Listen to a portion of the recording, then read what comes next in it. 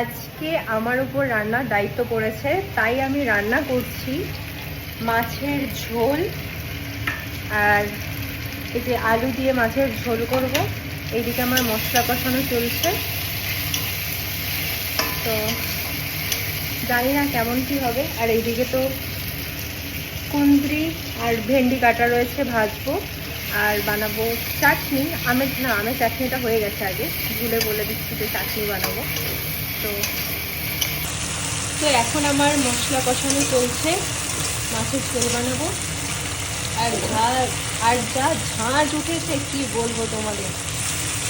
তো মাছের ঝোলে আমি আলু দিয়ে দিয়েছি, আলু দিয়ে একটু কষিয়েছি, তারপরে জল দিয়ে দিয়েছি যেমন করে। তো এটা আর আমি কী বলবো তোমাদের। তো দেখো, তো এই যে দেখো আমার মাছের ঝোল হয়ে গেছে। তো মাছের ঝোলটা আমার হয়ে গেছে, আরও টুকটাক রান্না বাকি রয়েছে, তো সেইগুলো করব। তো আজকের ভিডিওটা এই পর্যন্ত, দেখা হচ্ছে নেক্সট ভিডিওতে। বাই।